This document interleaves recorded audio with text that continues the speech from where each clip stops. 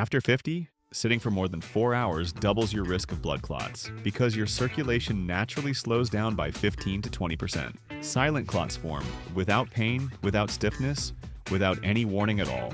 The most effective prevention isn't walking the aisles. It's simple seated movements you can do every hour in the tightest economy seat. In the next few minutes, you'll see exactly what's happening in your legs when you sit still, why your body stops warning you after 50, and the complete 3-part routine that resets your circulation, and it could literally save your life. Let's start with your lower body because this is where blood pools first and where clots are most likely to form. Within the first hour of sitting still, blood flow to your lower legs starts decreasing. By 2 hours, blood is pooling noticeably in your calves. By 4 hours, you've crossed into the danger zone where clots are most likely to form. After 50, this happens even faster because the muscle tone in your legs naturally weakens, and those muscles are what pump blood back up toward your heart. Movement 1. Ankle circles. Lift your feet slightly off the floor. Just an inch or two is fine. Now rotate your ankles in a circular motion, like you're drawing circles with your toes. Do 10 to 15 circles in one direction, then reverse and do 10 to 15 circles in the other direction. Do this with both feet at the same time or one at a time, whatever feels comfortable. This activates your calf muscles, which act as what doctors call your second heart. Every time you move your ankles, you're squeezing the veins in your lower legs and pushing blood back up toward your heart. Movement 2. Foot pumps or calf raises. Keep your heels on the floor and point your toes up toward the ceiling as high as you can. You should feel your shin muscles working. Hold that for a second, then switch. Put your toes on the floor and lift your heels up as high as you can, like you're standing on your tiptoes. You'll feel your calf muscles squeeze. Alternate between toes up and heels up about 10 to 15 times. Studies on circulation show that ankle circles combined with foot pumps can reduce your DVT risk by up to 40%, and you can do these even when the seatbelt sign is on. Movement 3. Toe curls. Curl and scrunch your toes tightly for a few seconds, like you're trying to grab the floor with your feet. Then spread them wide apart, stretching them as far as you can. Repeat this 5 times. This movement stimulates circulation in your feet and keeps the small muscles active. Tip: if your feet tend to swell on flights, these first 3 ankle and foot movements are most effective in the first 2 hours of sitting. Swelling is a sign that blood is already pooling in your lower legs. This matters because when blood pools in your lower legs for too long, it's not just uncomfortable, it's the exact condition where clots form. If a clot breaks loose and travels to your lungs, that's a pulmonary embolism. And after 50, you're twice as likely to experience one on a long flight than someone in their 30s. These 3 movements keep blood moving through the vessels where clots are most likely to start. Movement 4, knee lifts or seated marches. Your femoral veins, the big veins that run through your thighs, carry massive volumes of blood back toward your heart. When you sit still for hours, blood moves through these veins at half speed because the muscles that normally squeeze them aren't contracting. After 50, your blood composition changes too. It becomes slightly more prone to clotting because certain clotting factors increase with age. Sit up as tall as you can in your seat. Lift one knee up toward your chest. Go as high as is comfortable given the space you have. If you're in a tight seat, you might only lift your knee a few inches, and that's perfectly fine. Hold your knee up for 2 to 3 seconds. You can use your hands to support your thigh if you need to. Then slowly lower your foot back down. Now repeat with your other leg. Do 10 to 15 lifts with each leg, alternating back and forth like you're marching in place. This engages your hip flexors and thigh muscles, and it moves blood through your femoral veins. Bonus benefit: this also engages your core muscles, so you're getting stability work at the same time. Movement 5. Leg extensions. Straighten one leg out in front of you as much as the space allows. Flex your foot, pulling your toes toward you. You should feel your thigh muscle tighten and a stretch in the back of your leg. Hold this for a few seconds, then lower your leg back down. Do 10 to 15 repetitions with each leg. This movement works your quadriceps, the big muscles on the front of your thighs, and stretches your hamstrings at the same time. Movement 6. Glute clenches. Here's the secret weapon, and it's my favorite because it's completely invisible. Nobody around you can tell you're doing this exercise, which means you can do it anytime, anywhere. Your glutes, your buttock muscles, are the largest muscles in your body. While sitting in your seat, squeeze your buttock muscles as tightly as you can. Imagine you're trying to hold a coin between your cheeks. Hold that squeeze for 5 to 10 seconds, then release and relax. Rest for a few seconds, then squeeze again. Do this 10 times.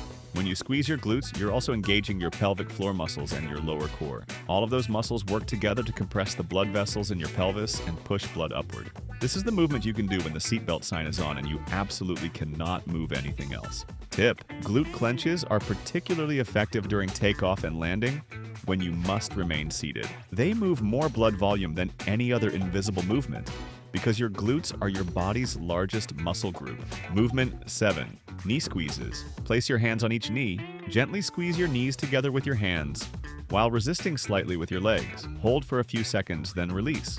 This activates your thigh muscles and stimulates circulation without any visible movement. Do this 10 times. Movement 8. Knee to chest hug.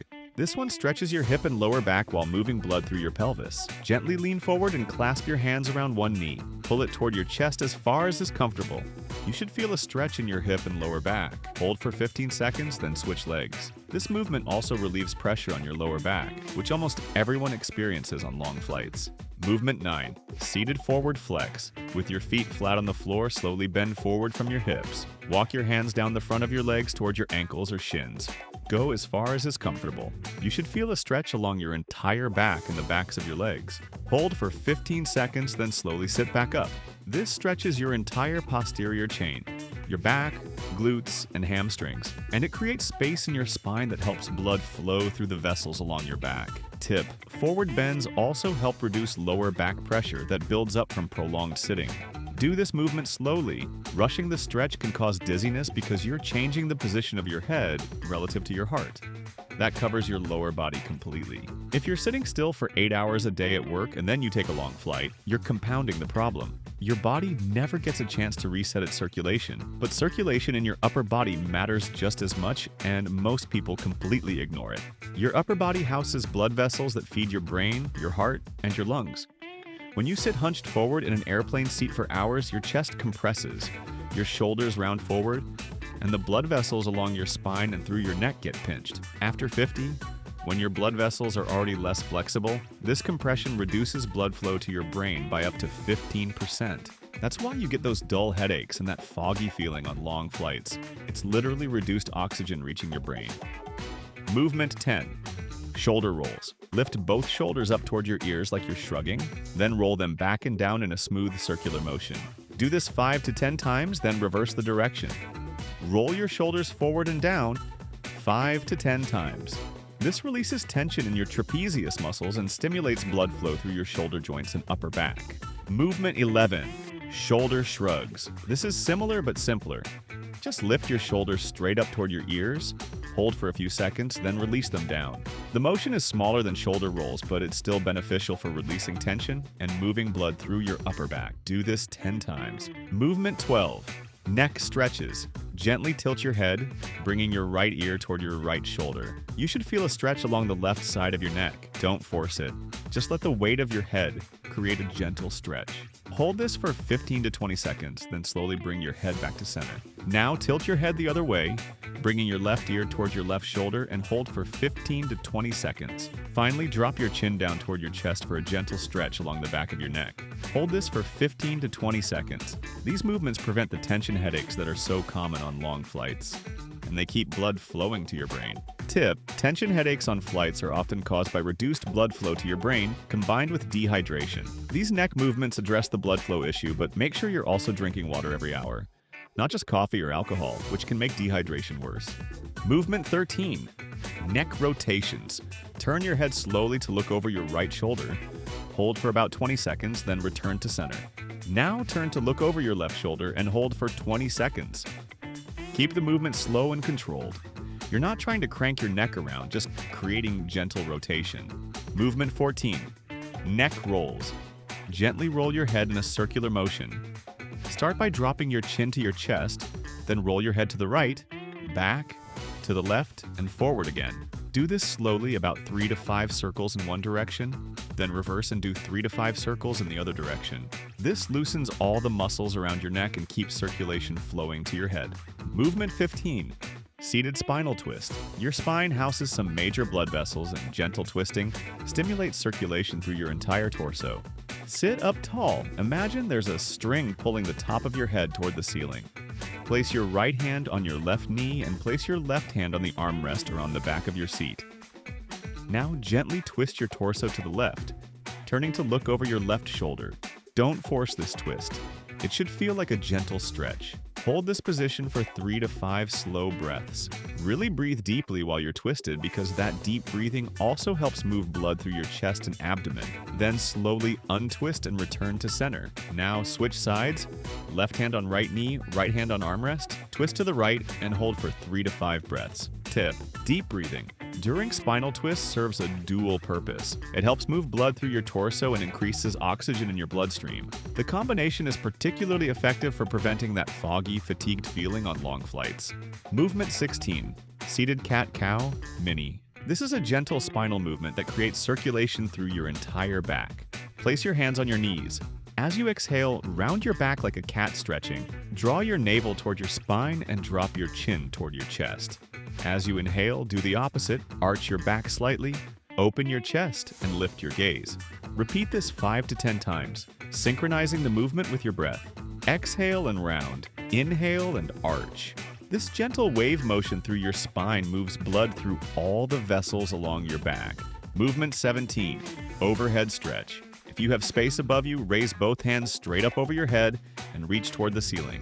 Hold for a few seconds, then lower your arms back down. If there's not enough room to go straight up, you can reach forward instead. This stretches your entire torso and gets blood flowing through your arms and shoulders. Movement 18. Seated side bend. Place your right hand on your seat or thigh. Reach your left arm up and over your head, gently bending your torso to the right. You should feel a stretch all along the left side of your rib cage. Hold for 15 seconds, then return to center. Now, switch sides, left hand down, right arm up and over, bending to the left. Hold for 15 seconds. This stretches the muscles between your ribs and creates space for blood to flow through your torso. Movement 19. Upper back and shoulder stretch. Lean your torso forward and reach your arms inside your legs. Wrap your hands around your calves and try to reach your ankles. Gently pull for a stretch in your upper back and shoulders. Hold for 15 seconds, then slowly sit back up. This releases tension across your entire upper back and shoulders. Tip: if you wear compression socks on flights, these upper body movements become even more important. Compression socks help prevent pooling in your lower legs, but they don't address circulation above your knees. You still need active movement for your torso, arms, and head. Those are your upper body and spine movements. These upper body movements matter because reduced blood flow to your brain doesn't just cause headaches. It affects your alertness, your mood, and your ability to think clearly. When your chest stays compressed for hours, your lungs can't expand fully, which means less oxygen gets into your blood in the first place. Now let me show you a few more movements that target your arms and hands because circulation in your extremities matters too. When you keep your arms in one position for hours, resting on armrests, holding a phone, typing on a laptop, blood flow to your hands and fingers decreases. You've probably felt this, that numb, tingly sensation in your fingertips or your hands falling asleep. After 50, this happens faster because your blood vessels don't dilate as easily to compensate for restricted flow. If you have any arthritis in your wrists or hands, that restriction gets even worse. Movement 20. Arm curls. Rest your elbows on the armrest with your forearms pointing forward. Now, curl your hands up toward your shoulders like you're doing a biceps curl. Lower back down. Alternate arms or do both at the same time. Whatever feels comfortable. Do 10 to 15 repetitions. This keeps blood flowing through your arms and prevents that numb, tingly feeling you sometimes get from keeping your arms in one position too long. Movement 21. Seated row. Extend your arms straight out in front of you at shoulder height. Now pull your elbows back, squeezing your shoulder blades together like you're trying to hold an imaginary ball between them. Hold briefly, then extend your arms forward again. Do this 10 times. This works your upper back muscles and improves posture, which helps your lungs expand fully for better oxygen circulation. Movement 22. Seated arm raises. If space allows, lift both arms out to the sides and then up overhead, reaching toward the ceiling. Hold briefly, then lower your arms back down. If there's not enough room, you can do this one arm at a time. Do 5 to 10 repetitions. This movement gets blood flowing through your shoulders and all the way down to your fingertips. Movement 23. Wrist circles. Extend your arms forward and slowly rotate both wrists in circles. Do 10 to 15 circles in each direction. This is especially important if you've been typing on a laptop or holding a book or phone for a long time. Tip: Wrist and finger movements are critical if you take aspirin or blood thinners. These medications reduce clotting but don't improve circulation. Yet you still need active movement to keep blood flowing to your hands and prevent stiffness. Movement 24. Finger stretches. Stretch your fingers wide apart, spreading them as far as you can. Hold for a few seconds, then make a tight fist. Release and repeat several times. This eases tension in your hands and forearms and keeps blood flowing to your fingertips. Movement 25. Hand squeezes. Place your palms together in front of your chest like a prayer position. Press your hands together gently, holding for several seconds. This activates your forearms and hands and keeps circulation moving through your wrists. Movement 26. Gentle massage.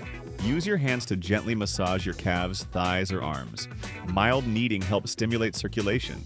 Spend 20 to 30 seconds on each area using gentle pressure and working from your extremities towards your heart. Tip: always massage in the direction toward your heart, from ankles toward knees, from knees toward hips. This follows the natural direction of blood flow in your veins and makes the massage more effective at moving pooled blood. These arm and hand movements matter because restricted blood flow to your extremities isn't just uncomfortable. It's a sign that circulation throughout your entire body is compromised. When your fingers tingle or go numb, that's your body telling you that blood isn't reaching the smallest vessels. After 50, those small vessels are the first ones to suffer when you sit still. And they're the hardest ones to restore if you let circulation shut down for too long. Now you have all 26 movements, but knowing them isn't enough. You need to know exactly when and how often to do them because timing is everything when you're over 50. Let's talk about the 4-hour danger window and how you reset it. The CDC says that sitting immobile for over 4 hours is when your blood clot risk becomes significant. But your circulation doesn't just suddenly shut down at the 4-hour mark. It starts slowing down much earlier. Within the first hour of sitting still, your blood flow begins to decrease. By 2 hours, blood is pooling noticeably in your lower legs. By 4 hours, you've crossed into the danger zone. Here's your implementation schedule, and this is really simple. Set a timer on your phone or your watch for every 60 minutes. When that timer goes off, spend 5 minutes doing these movements. Start at the top of the list and work your way down. Do as many as you can in those 5 minutes. You don't have to do all 26 every single hour. Just work through the list for 5 minutes and you'll naturally hit the most important ones: your ankles, feet, legs, and core. If you have extra time or energy, keep going down the list into the upper body movements. The key is simple: move something every hour. 5 minutes of movement resets your circulation clock back to 0, so your body never experiences more than 60 minutes of compromised circulation at a time. If you're sleeping and you miss an hour, that's okay. Just do a 5-minute sequence when you wake up, but try to do at least 5 minutes of movement every hour you're awake. On flights longer than 6 hours, aim to do this at least 4 to 5 times during the flight. That keeps you well below that 4-hour danger threshold. This same schedule works beyond flights. If you work at a desk, set that hourly alarm during your workday. Every hour, take 5 minutes to work through these movements right at your desk. On long car trips, do these movements at every rest stop. And while you're driving, you can safely do ankle pumps, glute clenches, and shoulder rolls without taking your attention off the road. Movie theaters, concerts, long meetings, anywhere you're sitting for extended periods, the principle is the same. Every hour, 5 minutes of movement, that's it. But here's what most people don't understand, and it's the reason someone I worked with ended up in a hospital on what should have been the trip of a lifetime. After 50, your circulation naturally slows down by 15 to 20%. Your blood vessels become less flexible, your heart doesn't pump as forcefully, and your blood becomes more prone to clotting. The muscle tone in your legs decreases, so that natural pump that pushes blood back up toward your heart stops working as well. And here's the dangerous part: your body doesn't give you warning signs until it's too late. Silent clots form without pain, without stiffness, without any signal at all. Let me show you what that looks like in real life. Margaret was 67 when she took an 8-hour flight to London. She was active, felt strong, and walked every morning. But she stayed in her window seat the entire flight because she didn't want to bother anyone. About 3 hours in, her left calf felt tight. She flexed her foot and the tightness eased, so she didn't think much of it. When the plane landed and she stood up, she felt a sharp, burning pain in her calf. She thought she'd slept on it wrong. 2 days later, her calf was swollen and the pain had gotten worse. The doctor sent her straight to the hospital for an ultrasound. deep vein thrombosis, a blood clot in her calf. The doctor said if it broke loose and traveled to her lungs, it could be fatal. Margaret spent the first 3 days of her dream trip in a hospital. She kept saying, "I didn't feel anything wrong. I thought I was just stiff." When she got home, I taught her this exact routine, the 26 movements, the hourly schedule. She practices it religiously now, sets a timer for every 60 minutes when she's sitting. 6 months later, she took another flight. This time, she did the routine every hour on schedule. When she landed, no pain, no stiffness, no swelling. She told me, "I felt completely normal, like I hadn't just been sitting for 8 hours." What happened for Margaret is possible for you too. After 60, your circulation won't warn you in time. You have to reset it yourself, every hour, whether you think you need it or not. Avoiding movement for more than an hour after 50 slows your circulation, increases your clot risk, and puts your independence at risk every time you take a long flight or sit for extended periods. The 26 movement routine you just learned keeps blood flowing through your legs, your torso, your arms, and all the way to your brain. And it works in the tightest economy seat without requiring you to stand or bother anyone. You're not too old to keep your circulation strong. Your body still responds when you move it consistently. If you want more routines to stay strong and independent after 60, subscribe so you don't miss them.